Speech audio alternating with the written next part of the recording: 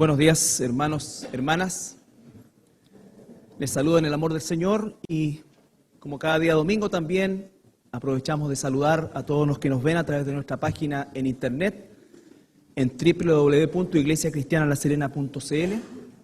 Estamos transmitiendo online y tenemos testimonio de muchas personas que nos ven a través también de internet, así que estamos agradecidos por este medio. Y como les decía yo en algunos domingos anteriores, vamos a hacer esfuerzos para mejorar lo que es nuestro soporte técnico. Hemos estado básicamente funcionando todo este tiempo con elementos que han sido de mucha utilidad, pero por cierto ya han cumplido un ciclo, y para mejorar lo que es sobre todo el tema de la transmisión, y porque los testimonios de mucha gente que ha sido y es bendecida por esta transmisión, nos insta a hacer mejoras e inversiones en ese sentido también. Así es que damos gracias al Señor porque nos da una oportunidad también de ministrar fuera de las murallas de nuestra iglesia también. El día de hoy vamos a continuar con el estudio del libro o la carta del apóstol Pablo a los Efesios. Recuerden ustedes que esta carta de alguna manera marca el eje central de lo que es el mensaje a las iglesias en términos generales, en relación a que Éfeso se convirtió sin duda alguna en la iglesia más importante del Asia Menor y el punto de partida de mucho del evangelismo que el apóstol Pablo realizó en esa zona. Por lo tanto, es una iglesia a la cual Pablo quiso mucho, las quiso a todas por supuesto, pero en Éfeso tuvo una relación muy especial, les ministró por mucho tiempo también y por supuesto instruyó de manera efectiva a través de la doctrina que está entregada en esta carta, para que esta carta, que inicialmente tenía unos destinatarios específicos como la iglesia de Éfeso, fuese distribuida por todas las iglesias del Asia Menor. Entonces, otra cosa que es importante recordar es el medio ambiente en el cual el apóstol Pablo se encuentra, o esta iglesia en particular se encuentra, que es un lugar sumamente caído desde el punto de vista moral, donde encontrábamos nosotros la figura de Diana de los Efesios como la fuente no solamente de adoración pagana, sino que también la fuente económica de gran parte de la población de esta ciudad. Y el Evangelio llega a romper todos esos esquemas, toda esa idolatría, y por supuesto que genera una oposición tremenda que en parte casi le cuesta la vida al apóstol Pablo en ese lugar. Por lo tanto, la idolatría era por así decir, la característica principal de ese lugar, la filosofía y una serie de otros elementos que hacían de que la cultura greco-romana en esta ciudad en particular, así como en Atenas y Corinto, era donde se generaban los mayores centros del pensamiento greco-romano y las mayores expresiones también del paganismo de esa época. Entonces, esas circunstancias son las que el apóstol Pablo y la iglesia de Éfeso enfrenta al momento de establecer el Evangelio. Por eso es tan importante entender el Evangelio, la carta a los Efesios, como una carta doctrinal, desde el punto de vista que entrega elementos claros, precisos, para que nosotros como cristianos el día de hoy, que vivimos también en un ambiente básicamente idólatra en muchos sentidos, quizás ya no tanto en relación a lo que es la idolatría del catolicismo romano, ¿no es cierto? Hoy día la gente ha migrado de esas expresiones a situaciones más bien de carácter esotérico. Pero sin duda alguna que vivimos en medio de una cultura de sincretismo donde no hay verdades absolutas y donde se favorece mucho la opinión o la tolerancia, se eleva como un bien supremo. En favor de la tolerancia, ¿no es cierto?, es abrir la puerta a cualquier cosa. Entonces, todo eso nos lleva a entender de mejor manera lo que es la carta del apóstol Pablo a los Efesios y la urgencia que tenía el apóstol, ¿no es cierto?, de que esta carta se distribuyese y también se pudiese enseñar y asumir la doctrina que se estaba entregando. Lo que hemos visto hasta el momento tiene relación principalmente con el reconocimiento de nuestras bendiciones espirituales. Y eso lo vimos, ¿no es cierto?, en el capítulo 1, que no vamos a terminar hoy, pero sí la próxima semana, y que nos habla de que realmente como cristianos tenemos bendiciones espirituales maravillosas. Y esas bendiciones espirituales, de alguna manera, no están siendo valoradas por la iglesia de hoy. La iglesia de hoy ha perdido, por así decir, el eje central de lo que es la esperanza cristiana, que es algo que vamos a ver hoy día, y ha tratado de alguna forma, y desgraciadamente con mucho éxito, de incorporar al mundo dentro de la iglesia y de traspasar también a la iglesia todo lo que es la filosofía del mundo, las esperanzas del mundo, en definitiva los proyectos del mundo, dejando de lado aquello por lo cual efectivamente un hijo o una hija de Dios debe vivir. Entonces, lo que vamos a ver el día de hoy está en Efesios capítulo 1, versículo 17, que es una oración que el apóstol Pablo hace por estos hermanos. Si nosotros nos centramos desde el versículo 16 en adelante, Efesios 1, 16 al 18, el apóstol dice: no ceso de dar gracias por vosotros, haciendo memoria de vosotros en mis oraciones. Eso lo vimos la semana pasada también, en cómo el apóstol Pablo era un gran intercesor. Nosotros probablemente, si hablamos del apóstol Pablo, lo pondríamos en el primer lugar como misionero. En segundo lugar, lo pondríamos también en un lugar prominente como maestro. Pero muy pocas veces pensamos del apóstol Pablo como un hombre de oración. Sin embargo, el apóstol Pablo era un hombre de oración también, y gran parte de la oración del apóstol Pablo iba en dirección a la intercesión por las iglesias que el Señor les había dado el privilegio de fundar y de enseñar. Y él dice: hago memoria de vosotros en mis oraciones, lo que significa que de alguna manera él tenía un recuerdo exacto de las personas, de los hermanos y las hermanas de la iglesia en Éfeso, y él oraba individualmente en intercesión por ellos.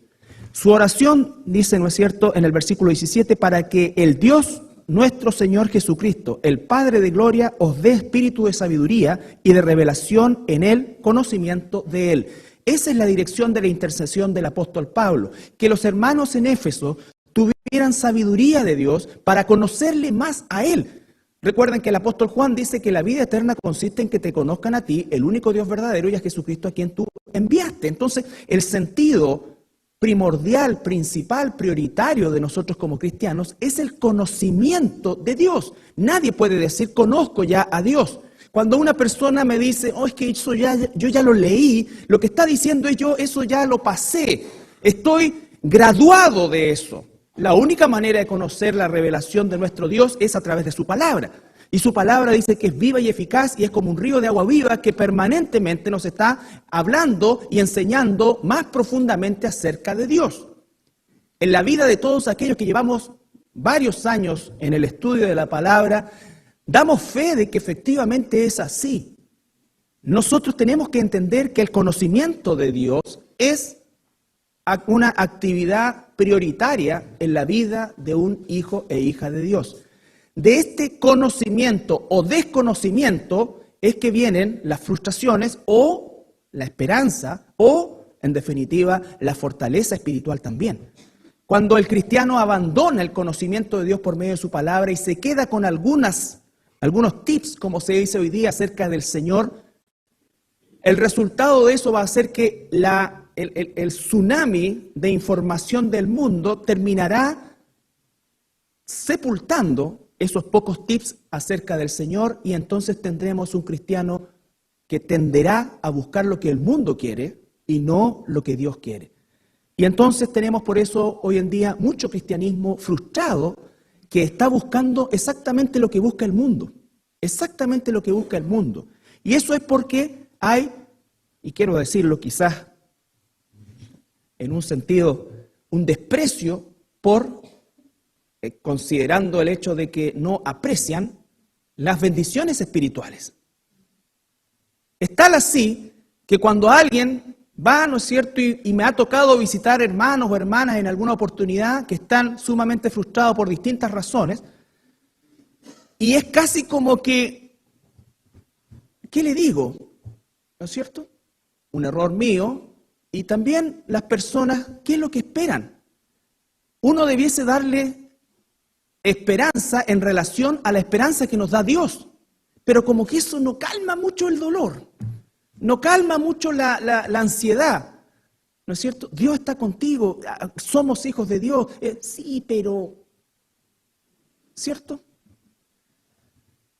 ¿Por qué? Porque hay un desprecio por las bendiciones espirituales, hay un desprecio por aquellas cosas que Dios nos ha dado por el solo hecho de ser hijos de Dios y por la pura voluntad suya y por la pura gracia suya. Por eso es que mientras más conocemos a Dios, más cuenta nos damos de la santidad de Dios, de la perfección de Dios y a la vez, en contraste absoluto, de la inmundicia y del inmerecimiento de cada uno de nosotros. Y eso hace que apreciemos aún más la gracia de Dios. Pero ese no es un ejercicio habitual en la iglesia del día de hoy. La iglesia del día de hoy está preocupada de ganar el mundo, de prosperar, de vencer, de atar al enemigo, al hombre fuerte y todas estas cosas que se tuercen en función de los deseos carnales que están muchas veces promulgados desde los púlpitos. Tú eres especial para Dios, tú eres lo más grande, Dios, y esto. De verdad, yo no sé si soy especial para Dios, porque si fuera especial para Dios ya no sería gracia. Gracia, por definición, es algo que no merezco. No merezco. Entonces, hay una razón por la cual Dios lo hizo, pero no es la que yo imagino, ni es la que me dicen. Es algo que Dios nos reveló, por lo tanto yo no puedo especular en relación a esa elección. Lo único que puedo hacer es agradecer por medio de una vida consagrada a aquel que me libró y me sacó de las tinieblas y me trasladó por su propia voluntad a la luz admirable de su Hijo, que me trasladó del reino de la muerte al reino de la vida, que me salvó del infierno y me está llevando camino al cielo. Entonces, las experiencias nuestras como cristianos no están muchas veces mediadas por estas bendiciones espirituales que están y que son parte del paquete, por así decir, de todos los que hemos sido salvados por gracia. En ese contexto sigue el apóstol Pablo en esta oración y dice el versículo 18, alumbrando los ojos de vuestro entendimiento. Alumbrando los ojos de vuestro entendimiento. ¿Para qué? Esa es la pregunta. ¿Para qué? Y está respondida, por supuesto, después de la coma. Para que sepáis cuál es la esperanza a que Él os ha llamado y cuáles las riquezas de la gloria de su herencia en los santos. Entonces, en ese versículo, en esas pocas palabras inspiradas por el Espíritu Santo, encontramos nosotros tanta riqueza que quiere Dios que sepamos y que el apóstol Pablo intercede para que nosotros sepamos cada vez más nítidamente, más en HD, ¿qué ha hecho Dios por nosotros? ¿Cuál es nuestra herencia? ¿Cuál es nuestra esperanza? ¿Cuál es nuestro destino? ¿Sabes qué? Cuando uno analiza la esperanza del mundo o en qué pone la gente su esperanza, dan ganas de llorar. Es una tristeza que está por lo menos en mi corazón de ver cómo el mundo se fabrica esperanzas. Se fabrica esperanza. Yo no soy un hombre pesimista, soy un hombre sumamente optimista, pero optimista en el Señor. Porque la esperanza de este mundo, a la cual mucha gente, quizás con la mejor de las voluntades, adscribe por un mundo mejor, eso no va a ocurrir. Por eso es que mi corazón se duele por los pequeñitos, por los jóvenes muchas veces, porque si el Señor no viene antes, les va a tocar un mundo horrible. Esto es Fantasilandia al lado de lo que van a vivir. Más aún aquellos que no sean hijos de Dios y se queden en el rapto. Por eso es tan importante el análisis que cada uno de nosotros tiene que hacer conforme a lo que la Biblia nos dice si somos o no hijos de Dios. Por sus frutos se conoce. El árbol bueno siempre va a dar fruto bueno. El árbol malo siempre va a dar fruto malo. No hay frutos 50 o 50, 30 y 70, un pie aquí, un pie allá, como dicen algunos, tengo un pie en el mundo y un pie en la iglesia, un pie en Dios. No, eso es mentira. El ser humano está completamente salvado o está completamente perdido. Esa concepción de términos medios no es real. Es una quimera inventada para poder sostener nuestra carnalidad sin aparentemente soltar nuestra cristiandad. Pero eso es mentira. Usted o está completamente salvado y va camino al cielo, o está completamente perdido y va rumbo al infierno. No hay otra posibilidad. Y ese destino se puede concretar hoy. Hoy tú puedes morirte. No importa que tengas 18 años y hayas pasado todas las pruebas y estés espectacular y no importa. Tu vida no está en tus manos ni en las manos de nadie más que de Dios. Entonces, hermanos, dice acá, alumbrando los ojos. La idea, dice, en el idioma original, es trayendo la luz a nuestra vida. Porque la gente sin Dios ve físicamente, pero está ciega espiritualmente. Los únicos que podemos ver la realidad espiritual somos los hijos de Dios, porque Dios nos ha dado ojos espirituales para poder ver lo que el mundo no ve. El mundo ve que hay todavía esperanza, el mundo ve que quizás el próximo gobierno de este país lo haga mejor, el mundo ve que quizás se alcance a encontrar la cura para esto o para esto otro. El mundo ve solamente lo que le presenta el mundo físico. El mundo espiritual es algo que solamente podemos ver los hijos de Dios. Y el mundo espiritual me dice que nosotros vamos rumbo a una gran tribulación, que cada vez esto va a ir de mal en peor, que todo lo que está sucediendo hoy en el mundo es producto de un plan establecido para que surja el anticristo. Para que surja el anticristo, para que en definitiva los gobiernos del mundo se unan.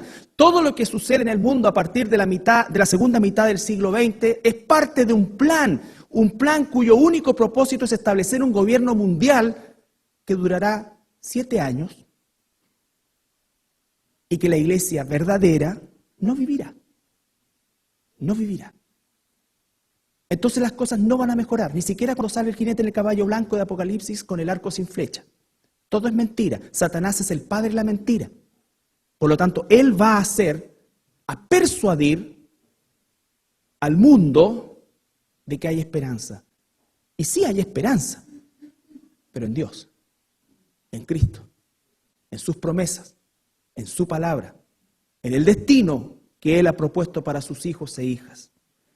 Dice, ¿y cuál la supereminente? Eso es una palabra que se traduce supereminente, pero es como una hipérbole, como le llaman, ¿no es cierto?, de algo, de la grandeza de su poder para con nosotros, versículo 19, los que creemos según la operación del poder de su fuerza. Volvemos al versículo 18 y dice, alumbrando los ojos de vuestro entendimiento. ¿Para qué? Para que sepáis cuál es la esperanza a la que Él os ha llamado. Yo quiero preguntarte, ¿tú conoces, sabes la esperanza a la cual Él te ha llamado? Porque eso es el eje de nuestra fe. Cuando nosotros entendemos la esperanza, que por concepto la palabra esperanza es la palabra elpo en el griego, que significa esperar con alegría y confianza. La palabra alfi es lo contrario, es esperar algo que viene y que es terrible para mí. Por ejemplo, el que está condenado a muerte está esperando, pero él no está esperando algo agradable, ¿cierto? Entonces, la palabra es elpo, que dice esperar con alegría y confianza. Tú esperas con alegría y confianza. Conoces la esperanza de Dios en su magnitud más grande. Profundizas en la esperanza que Dios nos ha dado. ¿Realmente nuestra vida está sujeta a esa esperanza? Es lo que dice el apóstol Pablo, que los ojos de nuestro entendimiento sean agudizados de manera tal que podamos entender mejor aún eso. Y es una constante en la carta de los Efesios, el apóstol Pablo, un poco más adelante. En Efesios capítulo 4.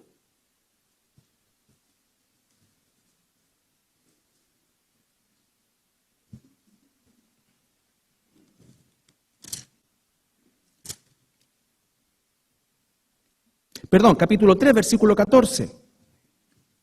Capítulo 3, versículo 14.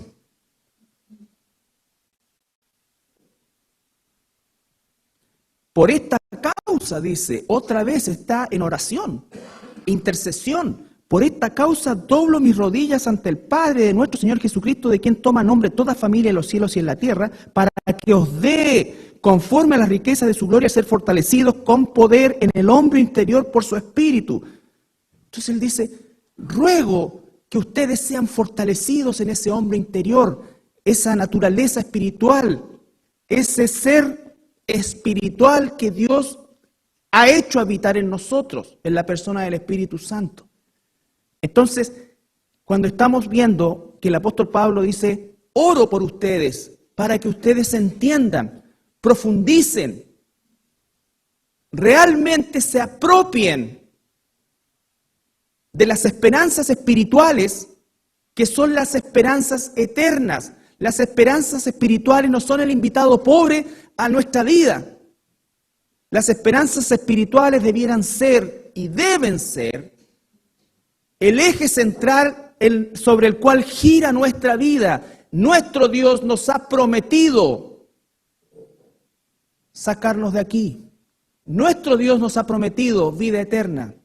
Nuestro Dios ha prometido sostenernos. Nuestro Dios ha prometido no desampararnos.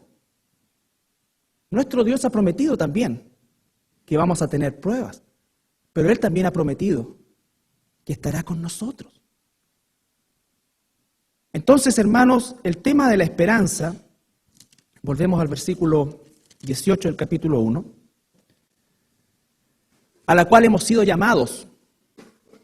Él gratuitamente nos ha imputado no solamente la salvación, sino que todo lo que eso implica. El amor de Dios, la sangre derramada en la cruz por Jesucristo, que nos ha limpiado y nos ha hecho aptos, nos ha trasladado de las tinieblas a la luz, nos ha adoptado como hijos, y si hijos, dice Romanos, herederos también. ¿Herederos de qué? De todas las riquezas de la gloria de Cristo. Nada es comparable a eso. No estoy diciendo con esto que nosotros no debemos y necesitamos cosas materiales, por supuesto. Pero saben una cosa, cuando no tenemos la visión correcta, ni siquiera las disfrutamos. Ni siquiera las disfrutamos. Porque estamos tan apegados a eso, que en definitiva eso se vuelve en la motivación de nuestra vida. Y por supuesto, ninguna cosa material puede ser algo duradero. Ninguna cosa material. Y además Satanás, que invierte el 70% de la publicidad, está hoy en día directamente enfocado a que tú deseches lo que tienes y compres lo que te presenta. ¿Cuántos tendrán acá el iPhone 6 ya?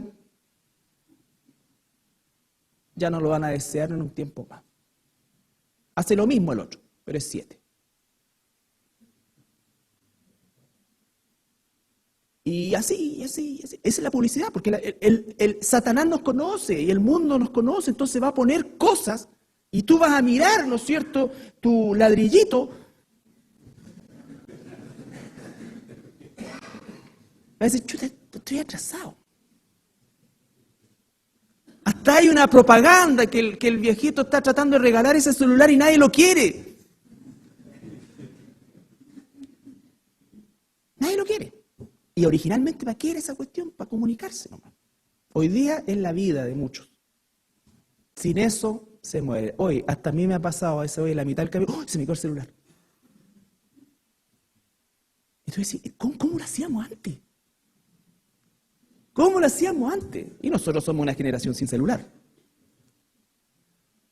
O sea, yo, perdón, no ustedes. Son muy jóvenes ustedes.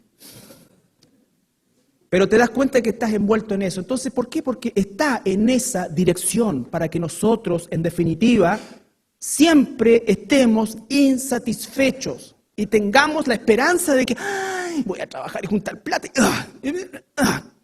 Por eso es que toda esta doctrina de la prosperidad es satánica.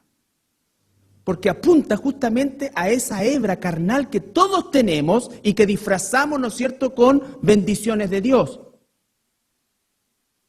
Y entonces, como alguien dijo una vez, un pastor, yo bendigo solamente autos del año.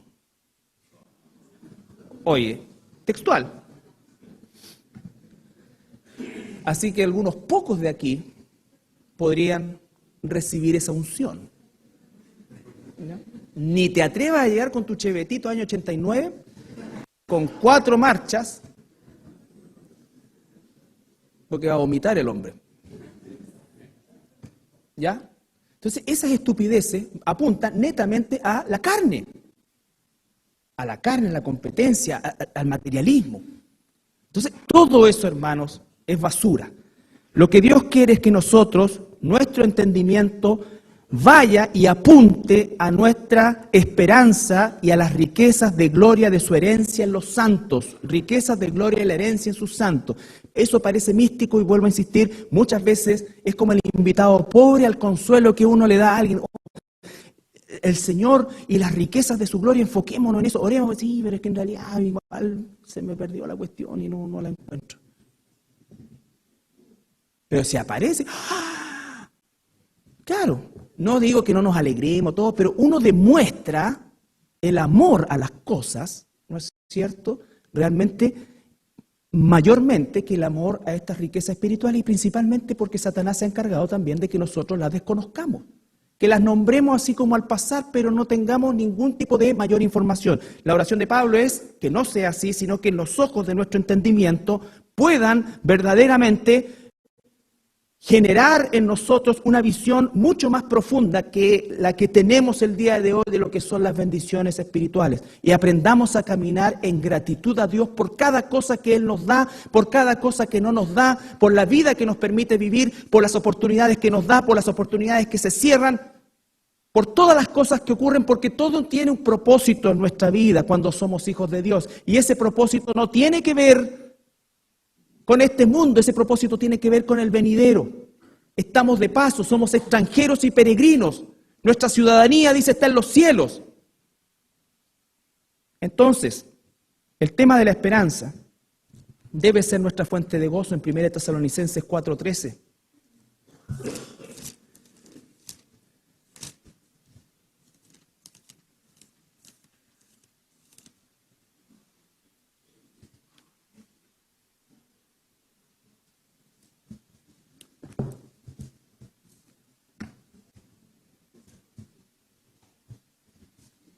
Primera Tesalonicenses 4:13 dice, tampoco queremos, hermanos, que ignoréis acerca de los que duermen, ¿no es cierto? Para que no se entristezcan como nosotros que no tienen esperanza. Porque si creemos que Jesús murió y resucitó, así también traerá Dios con Jesús a los que durmieron en Él. Jesús le hizo una pregunta, Marta le dijo, yo soy la resurrección y la vida, ¿no? ¿Crees esto? ¿Crees esto? Sí, yo creo. Entonces, imagínate cuál es nuestra esperanza frente a la muerte. ¿Por qué el apóstol Pablo pudo decir, para mí la muerte es ganancia? Porque él tenía un conocimiento más profundo que el nuestro acerca de esas riquezas espirituales y de las bendiciones venideras. Los tesoros donde la polilla y el orín no corrompen. Entonces dice el Señor, por eso hagan tesoros en el cielo, eso nos parece a nosotros, está bien, el mundo desgraciadamente puede pensar cualquier cosa de eso, pero lo terrible es cuando los cristianos tenemos en menos eso. Sí, tesoros en el cielo, sí. Pero yo los quiero acá, pues. Como alguien, otro pastor también dice, ¿de qué me sirven los tesoros en el cielo? Yo los quiero acá. ¿Cierto? Entonces, ¿cómo Dios? Menos mal, Dios no nos suelta así usando un modismo, ni una chaucha de ese tesoro porque somos tan malos que lo usaríamos en puras tonteras. Entonces necesitamos un cuerpo glorificado para administrar ese tesoro. Imagínate que Dios nos pasara hiciéramos un retiro de ahí. Lo primero, cambiamos auto, nos vamos de viaje, esta cuestión allá, todo, hacemos zumbar la plata. ¿Cierto? Ampliamos la cuestión, estamos viviendo los dos solos, pero no importa, hagamos 4 piezas más y acá, y saquemos esto, hagamos el baño, este cerámico ya no me gusta, rómpelo, y todo ahí.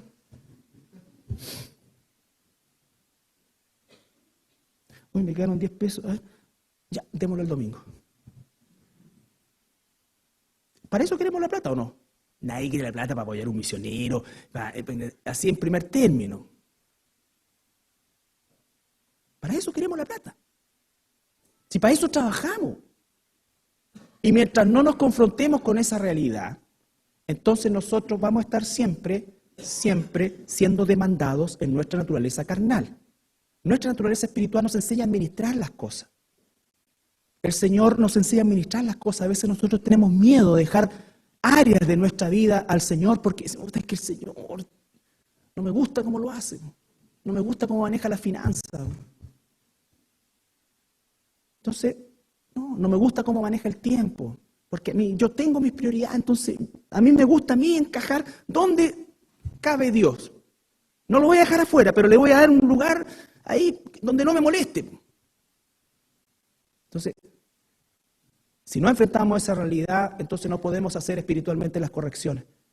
La esperanza que Dios nos da, las promesas que Dios nos da, debieran embargar toda nuestra existencia, debiera llenar todas las áreas de nuestra vida, nuestras áreas profesionales, nuestras áreas laborales, familiares, estudiantiles, la que sean.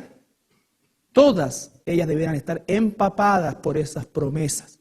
Y eso haría, te lo digo querido hermano, con todo mi corazón, hermana, que tú disfrutaras como nunca has disfrutado incluso las cosas temporales. Incluso las cosas temporales. Porque Dios coloca en ti realmente un corazón totalmente distinto, lo transforma. Realmente puedes ser feliz aún en este mundo caído. El apóstol Pablo dice, he aprendido a contentarme cuando tengo, cuando no tengo. Y él lo está diciendo sinceramente. ¿Por qué? Porque Dios ha transformado su corazón, porque ya su gozo no depende de las cosas. En algún momento las tiene, en otro momento no las tiene, pero aquello que es inamovible lo sostiene. Lo sostiene.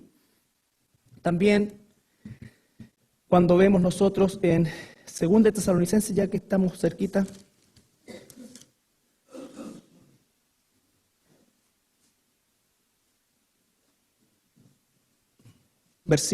capítulo 2, versículo 16. Y el mismo Jesucristo, Señor nuestro, y Dios nuestro Padre, el cual nos amó. El cual nos amó. Piensa en eso. Si te amó desde antes de la fundación del mundo, te predestinó. Predestinar significa determinar un destino antes de que esto suceda.